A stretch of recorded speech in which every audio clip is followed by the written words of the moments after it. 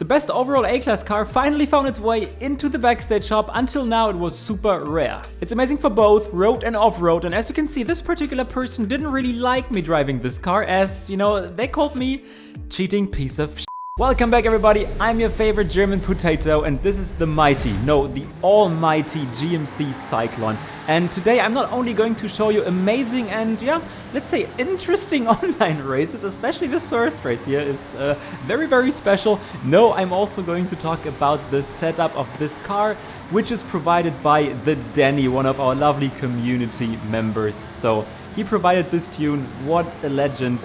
And we are here at the Los Jardines circuit, and in this turn it got a bit messy. As you can see, we overtook the Bone Shaker and the NSX missed his checkpoint, which is very, very unfortunate, but we survived, and this is the most important part, right? And these races will definitely show you why you should spend one of your precious backstage passes on this GMC Cyclone. Well, we're on the outside of this Audi here, and yeah, the Audi didn't really let us enough space there, but nothing happened, you know. This is just a racing incident. We overtook him here as he didn't quite get his line perfectly there. So we waited in the beginning, we let every single one pass in this race, but we are already third. And now we are hunting a BMW 1M. A German car for your German potato sitting here. So can we catch him? It won't be that hard, hopefully, since in the lead there is a special Bone Shaker driver, guys. This is some foreshadowing that I'm going to do here right now. So we overtook the BMW, but then he rear-ended us a bit. But, you know, once again, not a big incident. We survived, so no worries there, BMW driver. The brakes of this GMC aren't the best as well. That's something I can already tell you in advance. This is where the car doesn't shine that much, and you really need some, yeah, decent brake finger. But who's that lovely Bone Shaker driver, guys? Sinless Bobcat that we are hunting now. This is 2 races in advance. We are at the Lookout circuit. I'm overtaking him here on the left, so everything is cool, and then I'm braking, normally. And he's just rear-ending us big time. I get the wall collision, I get the slowdown for 5 seconds. He doesn't say sorry during the race, after the race, he just kept going. Then, 1 race afterwards. Yes, 1 race after that, we are at the Rocosa Sprint. So we get into this turn, I made this small mistake, his line is also not perfect here. I overtake him, I'm on his left. And then he steers into me, as you can see, and then we keep going. So I already steered to the left, and then he goes into me. But he now thinks that I completely wrecked him. Listen to him, honking all the time. Ah, orchestra-like. And then, yeah, he's just dive-bombing us and putting us into the wall because, you know, he thinks he's the coolest. So, yeah, this is Sinless Bobcat, guys. And an interesting, an amazing, lovely human being of Earth. And I'm telling him that I'm coming through. So this is the 3rd race of this championship. The 2 races before, he did this stuff to me. But now it's my time. I could have easily put him into the wall already. You know, that would have been easy, but that's not fun. And, you know, we want to hunt our people, and let's see if he can actually handle the Johnson pressure. What do you think? Place your bets in the comments. I mean, it's pretty obvious right now, right? So, we're hunting him. He's already shaking a bit here, hitting the wall, and then, guys, he completely messes up his last turn, his line. He's gone. We are overtaking him. Let's take a look at this again. It already starts here, and then his line is already broken. So I get this rather, yeah, in a good way, but he's just saying goodbye, and we beat Sinless Bobcat. If you're happy about that outcome, definitely smash that like button and subscribe for more entertaining, educating Forza Horizon 5 content. Welcome to the lovely Johnson Racing family, guys. We are in race number 2, it's a sprint this time, and let's focus on the car this time. So, as you already saw, the acceleration, the low speed acceleration of this car is amazing, and so is the mid speed acceleration. So everything that happens in gear 2 or 3, there's probably no better car in terms of overall cars than this in A-Class. It's pretty close to what the Bone Shaker actually does, so It's not that much better than the Bone Shaker, just a tiny bit. But at the same time, especially on brakes, it's not so easy to drive. So it's a bit tricky there. I said this in the race before too. So yeah, be cautious while braking. So the Bone Shaker is definitely the easier car to drive, as it's also more understeery than the GMC Cyclone. But we are here now on position number 3, behind position number 2, who's racing a Bone Shaker, but this is a fair Bone Shaker driver, so you also find a few fair ones. And as you can see as well, we only use gear number 2, 3 and 4 sometimes, and the 4th is very, very long. So if you're lazy in terms of shifting, this is your car. And as we can see, we're hunting a family member there. The GMC Typhoon is in the lead, another amazing all-around car in A-Class actually. It's not as good as the Cyclone, it's like the poor man's version of it, but still very, very good. I also made a video with that car already. If you want to check this out later, go for it. We are overtaking him on the outside there. I have the inside now in this turn, which makes it a bit more complicated, but we survived. And now please don't rear-end us or something like that. As you can see, I was very, very cautious. But he made the mistake as well. So we are also winning race number 2 here in this video. And now let's talk about the lovely setup that the Danny provided for us. So now's the question, what did we do to make this car so OP? And we start in C-Class actually this time. First thing is install the 6.2 liter V8. You don't need a drivetrain swap obviously. And this V8 engine also comes with the central fugal supercharger, which is like the most OP aspiration you can always install. Aero and appearance, that's an easy fix, you know, just install both. You know, it's Forza Aero, but it is what it is, but I think it's not that bad in this case, honestly. In terms of tires, we go with the off-road tire compound. Maybe it's also called rally tire in your case. We don't need the front tire width, but the rear tire width, like we go with the full version here. Front rim size is something we don't need, but we go with the rear one. At the same time, we also take the rear track width. And then we have something called rear tire profile size here, and that's something we also want to get. And simultaneously, we also get different rims at the end, but let's do that later. You know, it's easy to explain. Then we have no clutch installed, we have no different transmission. This explains why the 4th gear is so bad, you know, why it's so long actually. We go with the race driveline here. In terms of differential, we go with the off-road diff. Brakes are stock, and yeah, you feel that brakes are stock in this car when you drive it.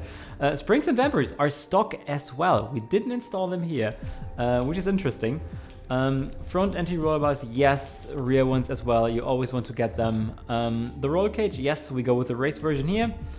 And then we also go with the race weight reduction, guys. In terms of engine, I mean, we installed the centrifugal supercharger, so you also want to go with the race version here. As you can see, it works. We're still on A-Class there. And then we'll also get the exhaust, guys. And then we head over to valves and also get the street version of it. And now I already mentioned that we have to go back to our tires, go to rim, check our rim style, and it's important that you land at 1,392 kilogram, then it's completely optimized, so this is up to you. I'll just take these now. I think they don't fit, but you know, let's go with them. I don't upload the setup afterwards.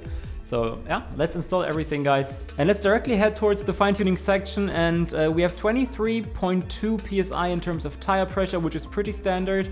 And we know this is going to be pretty straightforward now, since we didn't install a single gearbox as you saw before. We also didn't install any springs and dampers, that's why we also can't do anything here. In terms of anti-roll bars, we go with 12 and 40. I mean, in the races, I have already told you that the car is slightly slidey, and this definitely helps to make it a bit more stable to go this way. Again, we have no springs and dampers, since we can't do anything here. We min-maxed the aero, so pretty standard tuning here as well.